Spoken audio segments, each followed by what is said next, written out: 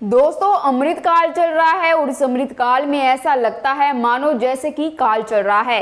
पर अडानी के लिए तो अमृत और काल दोनों ही चल रहा है। अडानी के लिए तो साल 2023 काल बनकर ही आया, क्योंकि साल की शुरुआत फरवरी में ही हिंडनबर्ग ने अडानी ग्रुप को आसमान से सीधा जमीन पर लापटका।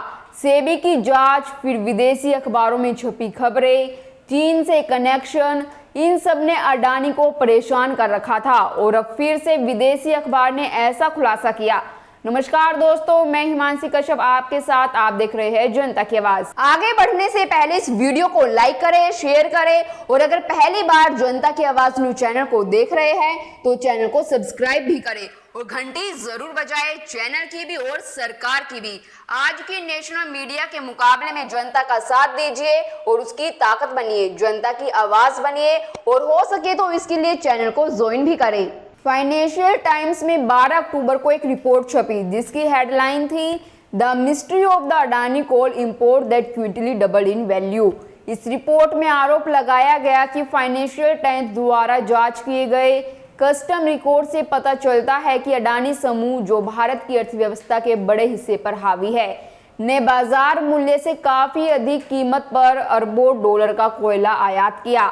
देश का सबसे बड़ा निजी कोयला आयातक अडानी ईंधन की लागत को बढ़ा हुआ दिखा रहा है और इसकी वजह से लाखों भारतीय उपभोक्ताओं और व्यवसायों को बिजली के लिए अधिक भुगतान करना पड़ रहा है। और अब राहुल गांधी ने अडानी समूह को लेकर सवाल उठाए। द फाइनेंशियल टाइम्स की खबर का हवाला देते हुए कहा कि अडानी समूह इंडोनेशिया में सस्ता कोयला खरीदता है और जब वही कोयला भारत आता है तो उसकी कीमत दोगुनी हो जाती है।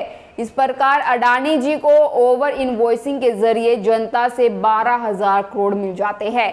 हमने कर्नाटक में बिजली सब्सिडी दी है, मध्य प्रदेश में भी ऐसा करेंगे। लेकिन दिलचस्प बात यह है कि भारतीय मीडिया कोई सवाल नहीं उठा रहा। फाइनेंशियल टाइम्स की कहानी किसी भी सरकार को गिरा देगी, क्योंकि यह एक आदमी द्वारा की गई सीधी चोरी है जिसे भारत के प्रधानमंत्री द्वारा बार बार संरक्षित किया जा रहा है।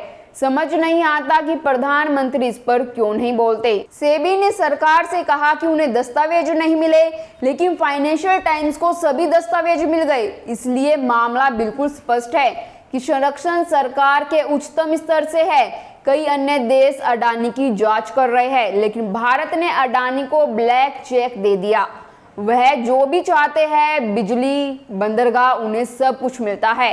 राहुल गांधी ने कहा कि कांग्रेस शासित राज्य जो सब्सिडी वाली बिजली दे रहे हैं, वे अडानी के खिलाफ राज्य स्तरीय जांच गठित करने की संभावना पर विचार कर सकते हैं।